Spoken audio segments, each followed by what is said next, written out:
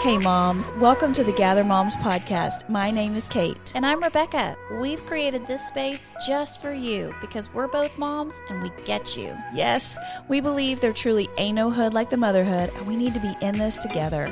We also believe we can't mom well without Jesus, so you're going to hear us talk about him too. Follow us on Facebook and Instagram at Gather Moms and make sure to hit subscribe so you don't miss a single episode. All right, mamas, let's jump in.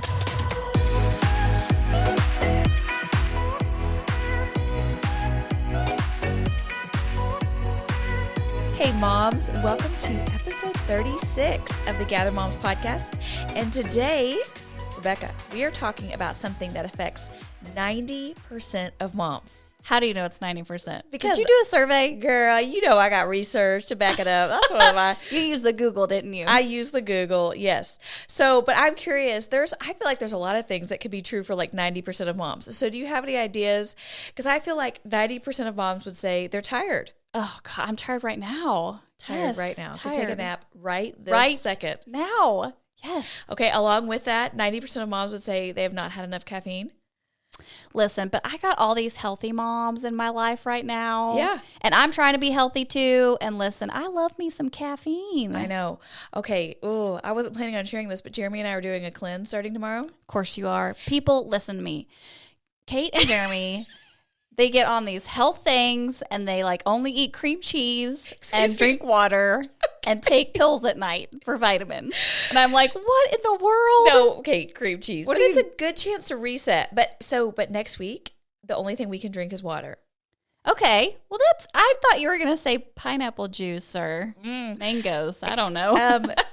I drink a couple cups of coffee every morning. Oh, you can't even have your coffee. No. Water. It's a cleanse. So like you're like getting rid of all the things. Well, what can you eat then if you're cleansing? Vegetables. Lettuce? Yeah, exactly. Literally vegetables and meat. Okay, vegetables and meat. Okay. But literally that's like no butter, no cheese, Like raw vegetables? Are you cooking them? You can steam them, grill them. Steamed vegetables without anything on them are disgusting. Yes, sis. You need some salt and pepper and some butter to make that thing good. I think we could do salt and pep, but no butter. So it's just going to be interesting. We're just going to remind ourselves this week is going to go quickly. We're going to clean out those guts. You're setting yourself up for Mother's Day so that when it comes, you're like, give me my favorite food. There you go. People. Yeah, spoil me on Mother's Day. Okay, so sorry, that was a whole rabbit trail. So 90% of moms are tired, don't have enough caffeine. Yes. Do you feel like 90% of moms, but see, I don't know that this could be worldwide true, but I feel like it would be true in Texas maybe, or the United States. Okay. 90% of moms are currently longing to be at Target. Yeah, I don't know that I have the same love for Target. Excuse me? I mean, I like Target. Where would you want to be? Don't say Kohl's. Listen, it crossed my mind. It did. It crossed my mind. I mean, I love a good Target walkabout. Okay. You know, I love to jaunt myself through Target and check out the lovely things. Listen, I'm an online shopper now. Yeah. Like if I have an hour to shop, yeah. I really just want to go online and I want it delivered to my home. I want to try it on in my closet and then I want to take it all back. Okay, but that's Becca, what I do. Don't you get that like serotonin boost when you're walking through Target and the lights are just right and your favorite song comes on? Yes, everything's organized and you can just look through it, and it's like, ooh, this is cute. Ooh, this is fun, I don't know. It gives me a little boost. Listen, I support it. Go to Target. Live your best life. Yes. Okay. After talking with a bunch of moms, I don't know if it's quite 90%, but I would say almost every mom I've ever talked to struggled with breastfeeding on some level and in some way. Did you struggle at all? No. Okay, But you formula fed your bottle first fed two. the first two. And then because of money savings, Yeah. I decided to breastfeed the last. And it was easy? It was amazing. No, it wasn't. Yes, it was. It wasn't hard at all? She didn't struggle to latch? No. You're looking back with rose-colored glasses, I mean, think. maybe I'm not remembering it correctly. But I remember thinking to myself, why didn't I do this with the first two? Okay. But I have a totally different experience because the first two are bottle fed. And so this was like, this is my moment, right? Okay. I'm going to embrace every single second. Yeah. I don't know. I think think some women love it. Some women don't. Okay. Well, I do have some friends that know it is easier, but I don't know. I just feel like a lot of people that I talk to are like, Kate, did you struggle with so breastfeeding? struggle. Okay. Big struggles. All 3 kids. And I hung with it as long as I could, but Yes. I did not enjoy it. I remember was one painful. side was very painful. Okay, dog, this is all I'm saying. I know, but like I knew that, so it was like, all right, this is what happens every other time. We're just gonna but saddle all I was up. trying to get you to point out is that it's not seamless. It's not as magical as like they make it seem, like you just did, because it does. It hurts and there's does. pain and Yes. like it's not like it's not an easy thing. No. All right. But I do remember it with fondness. Okay. But Okay. sometimes I got to pull you down out of the clouds. Listen, what else can I tell you I struggle with? Maybe I need to like help y'all out. I don't know. Okay. I think 90% of us would say that we don't know if we're doing the right thing, Preach. Yes. right? Yes. Like, should I allow this child to get a phone? Should I punish this child for this? Am I punishing them the right way? Am I letting them watch TV for too many hours a day? Correct. Is it okay for them to eat Cheetos? And can they eat Cheetos 5 days in a row? You know? Listen, I will say that. I'm always worried about their food. Am I feeding them the right things? Yeah.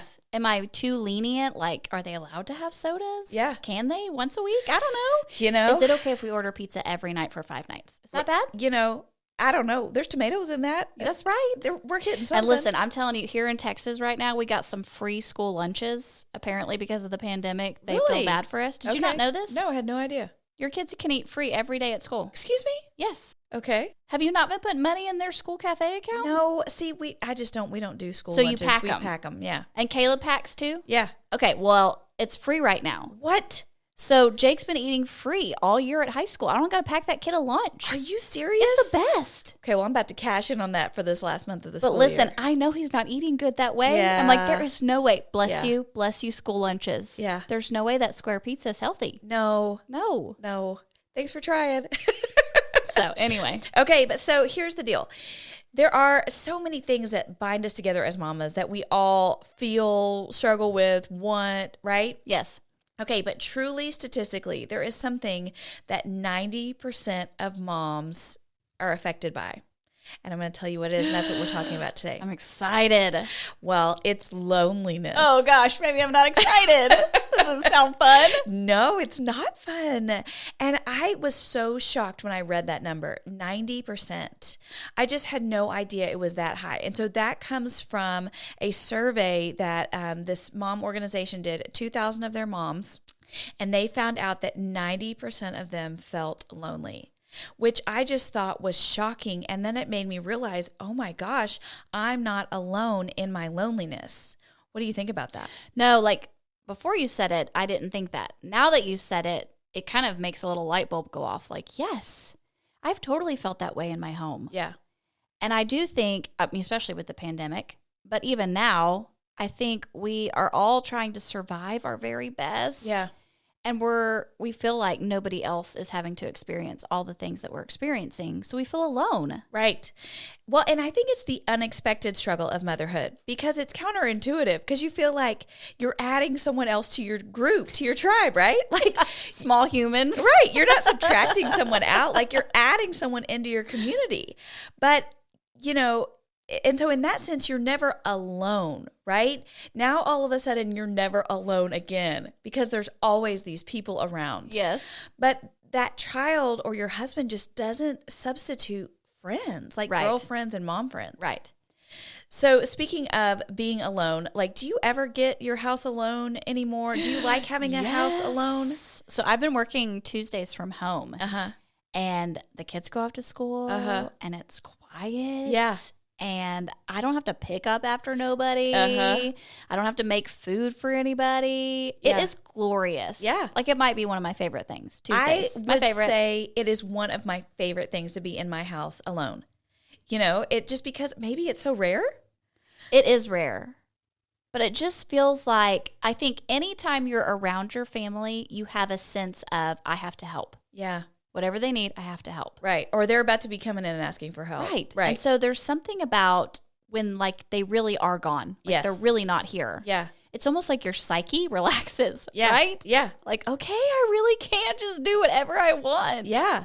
But so, that's the thing is I kind of just wanted to start thinking a little bit about that concept because there's a difference between being alone in your house and feeling alone in your house. Because you can have your whole family at home with you and feel alone. That's right. At your house. Right. Yes. And so, I wanted to ask about that because we have found that it's so important for us to have our group of girlfriends, right? And like we already said, your children and your husband, they are not a substitute. You're still going to have this kind of like longing in your heart for mom friends. Yes. And what do you think, what are the wins to having a group of girlfriends or mom friends?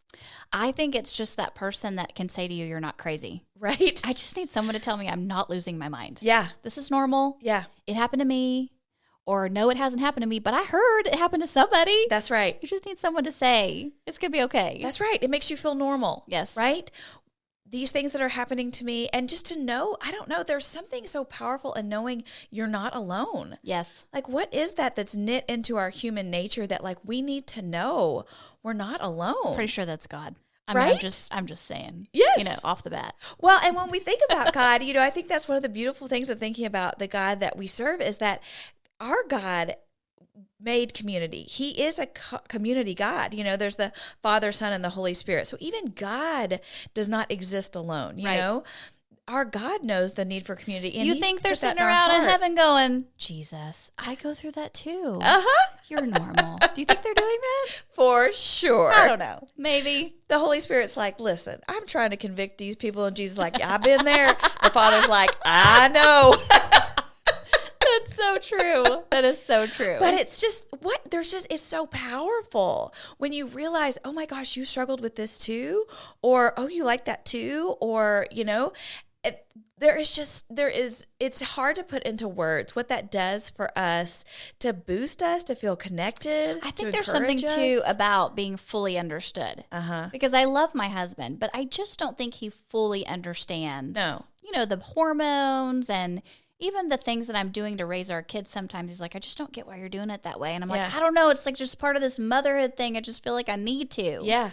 And when you get around a mom friend, you actually feel like they fully understand. They get it. Yes. They get you. Yes. Yes. Yes. And it's so comforting.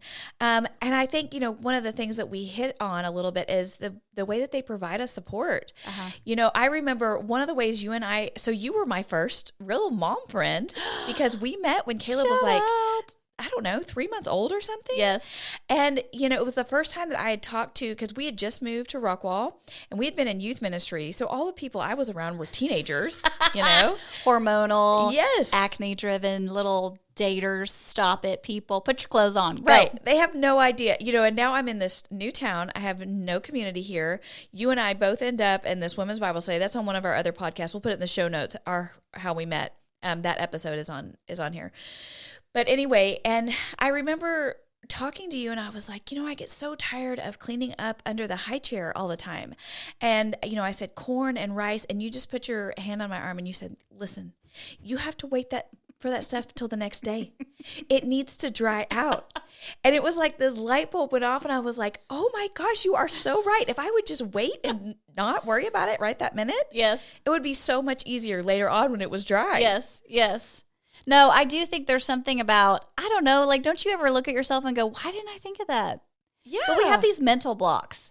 Maybe because of the way we're raised, maybe because of the way we do things, or perfectionist or not, or whatever. Yeah. So when you get around a mom and they have this idea that you're like, this is genius. Yes. So with Caroline, and you've given me a hard time about this before, but I have been always kind of particular about my kids' clothing. Right? I can name outfits. Like, I have specific outfits you've put your children in. I can see them in my head right now. Okay. And I really have a thing against character clothing. Like, I'm just not into it. For my children, I'm just not into them wearing Paw Patrol shirts and, Frozen shoes. It's not my aesthetic. Yes. So then we have Caroline come along, our third child, and someone had given her like a character outfit, and that was all she would wear. And then we were fighting every day about what she would wear. And I was at dinner with you and some of our other mom friends, and I'm telling them about this. And I remember our friend Lydia looked at me and she said, Kate, go to Walmart and buy that girl 5 character outfits and be done with this. Yes. Like you are fighting a battle that you should not be fighting. This is dumb. Yes.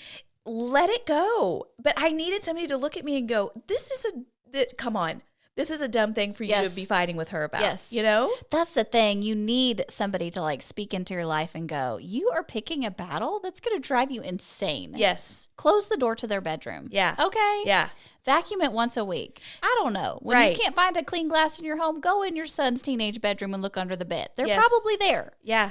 You just need somebody to calm you off the ledge and be like, it's going to be okay. Yeah. This is not going to ruin their college education if they wear Paw Patrol 5 days a week. You're fine. They're going to be okay. Yes. Yes. Yes. So then I have to tell you I haven't told you about what happened yesterday. Oh, tell me. So yesterday, and I have to give you the full picture of this. So yesterday I was exhausted. You know, I flew in from LA last week. Yes. And then on Friday I drove back and forth to my job to be there on site, which is 3 hours away. And so anyway, I was pooped. I told the kids, Saturday, I'm not doing anything. I'm not getting out of my pajamas. Ooh, you said high five and out, daddy-o. Yes. It's all you. Yes. And the kids were cool with it. They knew I was tired and stuff. So Rebecca, I did not get out of my pajamas, did not put on a bra, did not wash my face, did not wash my hair, okay? So I'm laying in my bed watching some random show, and I hear my doorbell ringing. All the kids are playing outside. Actually, I'm sorry. Caleb was gone for a church thing. Lydia and Daddy had already left to go to church. And I was going to stay home last night with Caroline. Okay. So the doorbell rings, and I see these little kids, and I'm like, what is going on? Then they start knocking. So I come to the door, just flopping around, because remember, I don't have a bra on. Thanks for the visual. I open the door, and my neighbor, Josh, is holding Caroline in his arms like a cradle carry. And I look out at her across the street. Her face is covered in blood. Covered. You can barely see her face. There is blood all over her face, coming down her shirt, and she is not making a sound. Oh my gosh. All the blood rushed out of my face. Like, Yes. I thought I was going to vomit in that moment. Like, just the intent. I was so scared. I was paralyzed. Yes. So I see Josh start walking, and then my friend Stacy, who is a mom that lives next door, she's coming over. And they walk into the house, and they're like, Caroline got hit by our neighbors right across the road here, have this big metal bench in their driveway. And somebody was swinging. Caroline bent down to pick something up, and that metal bench hit her on the crown of her head. Oh, no. Yes. So they come to the door, and I am like, very aware, number one, that I'm braless. But also, too, like, oh, my gosh. What? Jeremy's not here. Yes. This is this baby she is clearly in shock, and there's blood everywhere. So she's not even crying? She's not crying because she is in absolute shock. And that's what our EMT neighbor. So then I have this other neighbor that comes down to check on her. Okay, yes. So anyway, Josh. Did we put a bra on before he came over? No, there was no chance for a bra. I just had my arms crossed a lot, okay?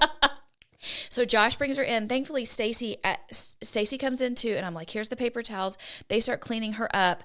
I had to put my head between my knees because I thought I was going to pass out. Yes, yes. Have you ever gotten like that where you're so hot and it's like the room is spinning? Yes. Anyway, then the EMT comes down and he checks to see if she has a concussion and stuff. And Rebecca, I knew we were going to be recording this podcast today. And I remember seeing all those people standing in my house, and it was kind of an out-of-body experience. And I thought, this is why we need community. Yes. What would I have done if that baby had been hurt like that and I could barely... First of all, I was beating myself up because I'm like, Kate, step up to the plate. Like, you've got to be stronger than this, like she needs you. But all that blood just... Yes. I think I was honestly horrified, Rebecca. I was horrified. Well, and that's why sometimes another mom friend can like step in for your own kid where you're like paralyzed. Yes. And they're like, okay, I know what to do. Here's what we're going to do. And that's what it was. Yes. I was paralyzed, and I needed that other mama to clean my baby up. Yes. Because I couldn't do it. Yes. I was just like, I was in a bad place. And I stayed really calm, and I held Caroline Yes. for a while. And after a minute, Josh was like, would you like for me to hold her? Because I think he saw my face go white again. Yes. So he holds her. Anyway, So then we get her sat down, the EMT checks her, and I call Jeremy and he's coming home. But then I FaceTime my friend Blanca, who is a physician assistant. And so she said, listen, that's where we got to have some mom friends on speed dial. okay, but that's the thing. Here's the thing. And so Blanca looked at her and Blanca talked me down. Here's what Blanca did. Blanca brought me back to God. She said, Kate, look at the way God has blessed you. Look at the way he's provided. Look, and it brought me back. Yes. Here's the thing. Here's the thing I think about community is we don't reach out. We don't have these relationships. And so then when we get in a bad spot, who do we call? And we don't call because we think we're going to inconvenience somebody. Right. We think our problems are too big and other people are too busy, right? Yes. Don't you think? We need this community so bad, but we don't reach out. Why else do you think we don't reach out as mamas? I think we get caught up in ourselves. Yeah. I really think sometimes it's easier to hide out in your house. Yeah. And just decide you don't need anybody. Mm-hmm. And so it almost takes somebody forcing you out of that spot. Yeah. I think about that with our gather groups, gather in your neighborhood. We meet at homes. And I think so many times before I go to a gather, I have told myself over and over, invite that mom, invite that mom, invite that mom. And then I didn't do it. And I'm like, why did I not do it? She needed to come tonight. But I also think for moms, you're thinking they're not going to like me. I don't want to go. It's going to be uncomfortable. Sure. I'm tired. Yeah. And so sometimes it really takes somebody like kicking you in the pants and saying, look, this is important. Yeah. So get it together and let's go. Yeah. They're going to love you no matter what. Yeah. Show up. Show up. But it takes us, just like what you were also just saying, of like getting out of our own lane, our own to-do list. Because one of the things, as I was researching this, one of the things that's happened in our modern society is we've reprioritized doing over being. Right? Yes. We have reprioritized our tasks over our community. And it's really one of the reasons why we are in such a mental health crisis is because our to-do lists are more important than our community. And we have not made that a priority anymore, right? Well, and I think this too, because I felt this year, because I went back to work this year and I'm in a kind of a demanding job right now. And I have thought to myself, I don't have margin to reach out to people right now. And bless the Lord, I am so thankful that I have mom friends that have reached out to me and said, girl, I know you're busy. Let me just encourage you. Yeah. Girl, can I take your kid for a few hours? Hey, do you need somebody to drive them to practice tonight? Yes. And that's the thing is if I had not had those people in my life prior, I would have just been isolated in my home, like literally going into the pit of despair with nobody to pull me out. Yeah. So I need to think about, okay, when I have those margin times, pour into people. Yeah. Move towards relationships, love on people, give, ask about them, because there will come a time when you're going to need somebody to respond and do the same thing back to you. Yes. So I'm hearing you say that, and I agree with everything you're saying, but I'm thinking about the mom who's listening and is like, wait a minute, how do I find those mom friends? That all sounds good, having that support and everything, but I don't know how to find these people, because I think about like when you and I were in grade school and stuff, like you have these friends that like you don't really get much of a choice. You're kind of thrown into school with them and stuff, right? Yes. And then you go to college and you are in a sorority or something or you're in an organization and so you have friends. But then there's this weird change, right, that happens after college. We're like, now you don't really have guaranteed friends anymore. Don't you think that's true? I like that you said guaranteed. Yeah. Like all those other years, we had guaranteed friends. Well, kind of. You have to be my friend. You're sitting next to me in the alphabet. We're going to be together at graduation, so you better like me now. Okay, but that's true. But then you get into this new section, and now we're no longer living in communities and in dorms. We're, overlapping with people all the time. Now you're alone in your house. And then when you think about having a baby, I think one of the things that triggers that isolation is you have a baby, and then what do you do with that baby? You go home. And you're in your home for 6 weeks or something. Because there's germs out there. Well, there's Somebody germs out could there. breathe on them. And it's a lot of work to get out of the house. Don't touch anything but their toes. Don't touch their hand. Why are you touching their hand? That's my baby. Okay, that's very real. But it's so much work to get out of the house with a newborn. And also, you're so jacked up, right? And you're dealing with, who am I now as this, I'm a mom? What does that even mean? Why do none of my clothes fit? Yes. I just was Kate, and now I'm Kate, that's a mom? Like, what does that mean? Who am I? How do I breastfeed in public? Yes. And so there's all this like going into it too of just, so how do you feel like, how did you find mom friends? How do you find community? Part of it started with where I worked. Okay. Those are the people that you see a lot. Yeah. Now, if you don't work, you don't have that community at work. Secondly, I found people at church. Yeah. And so I think one of the cool things that church does is that it helps you get into a group with people in a similar life stage. Uh-huh. So you're automatically trying to find people that are doing the same kind of life that you are. Yeah. And then I think part of it, this is so hard to say because I think it's hard for moms, is you just have to be intentional. Yeah. You have to decide that it's important. Yes. I think we agree. talked about that a couple episodes ago, that so many things in life take work. Your finances take work. Your parenting takes work. Keeping your house clean takes work. Why would we think that friendships would just be like, oh, that's so easy. I'm just going to walk out my front door and they're going to be waiting for me. Right. It takes work. It does. And, for me, it was church. And for me, it was, we moved here and, I went to that Bible study. It wasn't a mom's Bible study. It was a women's Bible study. I'd never been to a women's Bible study. I even questioned if I qualified to be at a women's Bible study. I'm like, I'm 25. Is it okay for me to be here? But that was where I met you. And that's where I started meeting some of the friends I'm friends with now 13 years later, Yes. But it was doing that uncomfortable thing, going into a room where I didn't know anyone and being willing to be vulnerable. And you did such a good job. I think one of the weird things about having friends, mom friends, is it's a little like dating where you have to be vulnerable and be like, hey, can I have your number? Do you like me enough that you would go to the park with me and my children? Yes. And just doing that uncomfortable thing. And also just like dating, not everyone is going to be a right fit, Yes. You may go hang out with someone and be like, you know what, they're cool, but we don't totally sync up, or our kids did not get along. Like my kid literally tried to murder their child, This is probably not going to be good. They probably don't want to have a play date again. Okay. But just doing that intentional work with like dating, you have to be intentional and you have to kind of put yourself out there and do the work of trying to cultivate these new friendships. And remembering that it takes a long time to grow an old friend. Oh, that's kind of that's a framework. That's our sign for the week. Well, I got that one from Marsha Mason. It takes a long time to grow an old friend. It does. And I think that's hard for us in this segment of life that we're in where, we have old friends. Thankfully, I'm so thankful I still get together with my old friends from high school and stuff.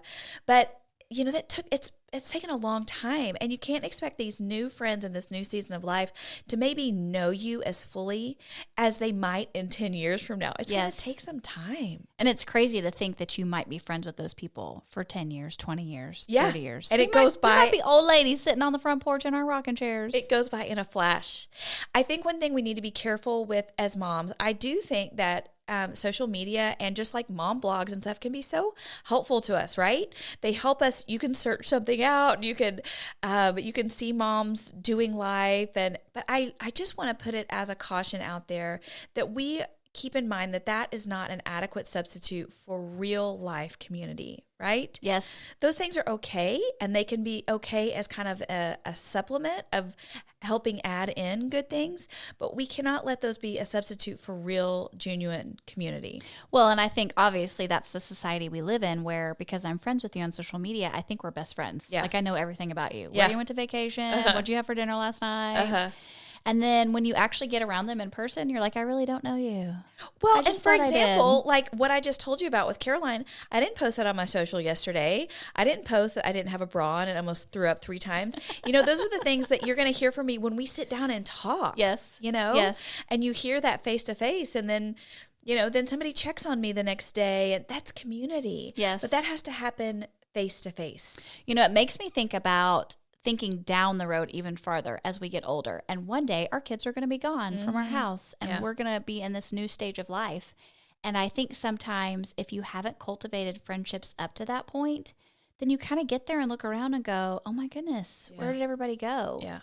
And what I want to encourage mamas is that it's not too late. No. Because I think there's so many moms in that season where they are have more time and margin and maybe some extra income to actually pay for lunch, you know? Yeah. Go out and find new mom friends. Yeah. Never assume that God has finished giving you great friends. No, because we need you.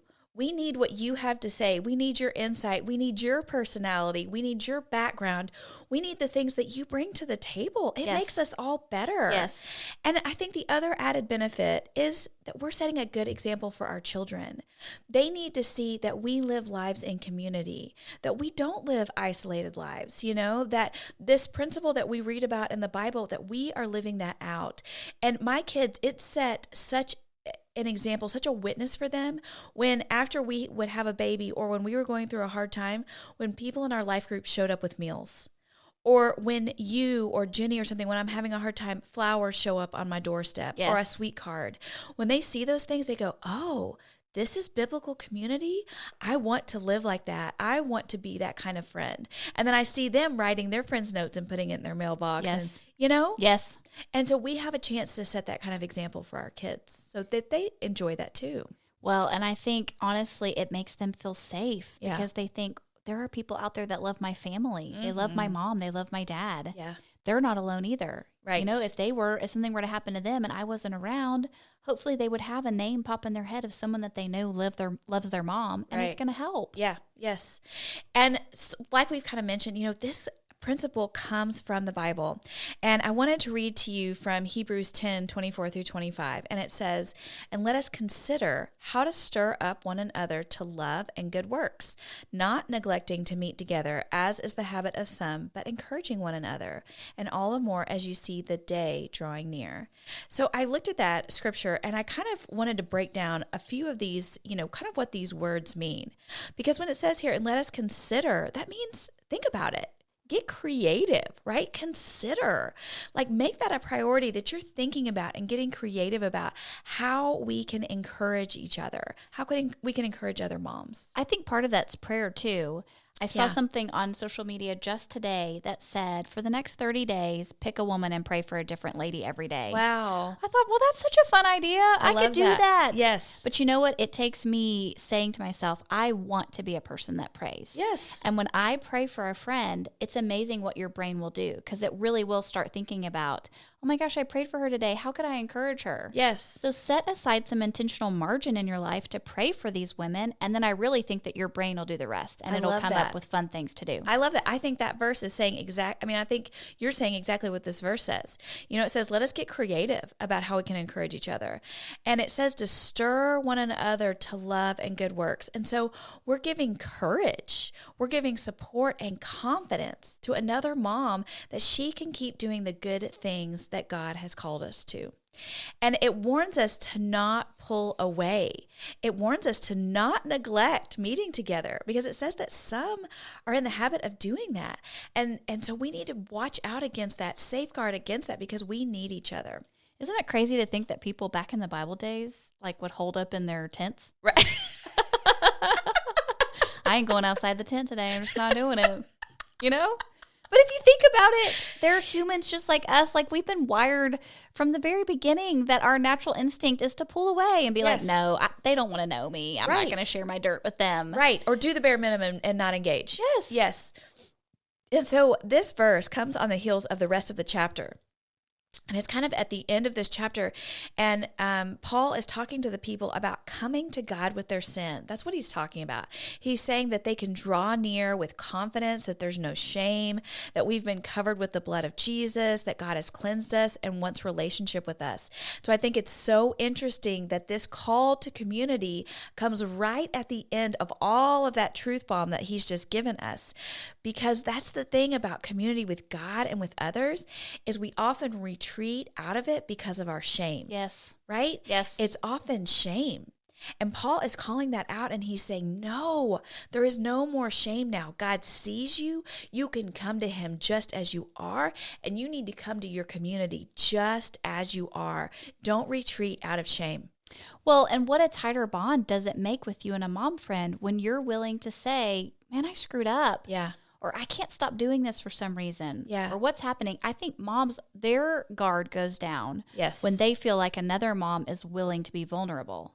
But if you're going to come to me and make your life look perfect, then I'm going to retreat because I'm going to think there's no way I'm good enough to be friends with you. Exactly. Or I don't want a friend like that because that's going to make me feel bad about myself. Yeah. So let's be moms that share those inner parts of us that we're struggling with because we know there's a mom out there struggling too. Yeah, please do. I will love you all the more if you will tell me your ugly stuff, or let me come over when your house isn't perfect, or show up to the door braless, Yes. That is the stuff that makes you feel like, oh, I can really know this person. Yes. And so we need each other, and we need to spur each other on. And moms, that is actually what our hope is here and why Gather was created, because we need each other. We want to provide you with community so that you're connected to other moms. We want to give you resources to help you mom well and encourage you to keep going. I really think that one of the ways that we can love other moms is by being that person in their life that's not going to walk away during the hard times and is going to say, whatever God's teaching me, I'm going to share it with you. Yeah. And I want you to teach me what God's sharing with you. Yeah. And when it's hard and you're struggling and I haven't seen you in a few weeks because you have retreated back into your home, I'm going to reach out. I'm going to make the phone call. I'm going to stop by your front door. Yeah. It's going to take extra work on our part, but I think it's going to be so valuable. Yes. Because we need this mom community. And you guys, we get messages from you guys every week telling us what a difference this podcast and the Gather community is making in your lives. And we love hearing from you. And we need your help to let other moms experience the community that we have here so that they too can know they're not alone. We believe that we can be part of a change in our society where moms no longer feel the need to compete, but become each other's biggest cheerleaders, where we open doors instead of closing them and ask for help instead of suffering in silence. God has put big dreams in our hearts, and He's opened up some amazing partnerships that we cannot wait to tell you about in the days ahead. But right now, we need your support to do it. And so thank you for the ways you pray for us, share our social posts, tell your friends about Gather Moms. And we wanted to tell you today about a new way for you to support and connect more deeply with the Gather community, and that is by supporting us on Patreon. Ooh, Rebecca, that sounds like a really special word. Do you think 90% of moms know what Patreon is? No, I don't think they do. What would you say? 15%? Yeah, I think if you listen to podcasts, you've probably heard podcasters talk about Patreon before, But like for me, this year was the first time I ever supported someone in their Patreon account, Kate, are we going to ask our moms to support us in our Patreon account? We are, because Patreon is a great way for you to give monthly to us to help support what we're doing here. Like we said, you guys, and we're going to be telling you as we get the chance in the months ahead what God is doing and this new amazing partnership that we have. But we're just going to be really honest with you. We need your financial support to help do those things. We need your money. We really do. Listen. We need your help. And so if you would go to patreon.com/gathermoms, you can opt in to do $5 a month, $10, or $20 a month.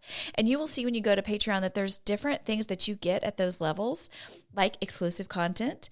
And Rebecca thinks that's funny because she likes the term exclusive content, but that's what Patreon calls it. And you're going to get a discount on merchandise. There's just all kinds of things. And so we would love for you today, if you love what we're doing here and you want to help other moms find community, that you would go to patreon.com/gathermoms and think about supporting us on one of those levels. So here's the deal, because the time that we're recording this, Mother's Day is coming up. Yeah. And listen, Greg just the other day was like, what do you want for Mother's Day? Uh-huh. And I know there are times in my life where I think, I don't really need anything. I just don't. But you know what? What if we flipped the script on Mother's Day this year? And what if instead of asking for a gift, we gave a gift? Yeah. And that gift would be to support our Patreon. Yeah. Because what you're doing when you support it is you're gifting another mom the opportunity to find community here at the Gather Moms podcast. That's right. And really our goal is that we reach moms that are isolated in their homes. That's right. We reach moms that don't feel like they have mom friends. We reach moms that don't know Jesus and don't know what it's like to have a church community. We want to reach those moms, but it's going to take some financial support. That's right. And what we want to tell you today is that we promise we are going to use that money to further the name of Jesus. Yes. And to provide moms with community, because that is our heart. That's right. So thank you so much for considering supporting us and for all the ways you support us already. And we love you and we can't wait to be with you next time. See you later.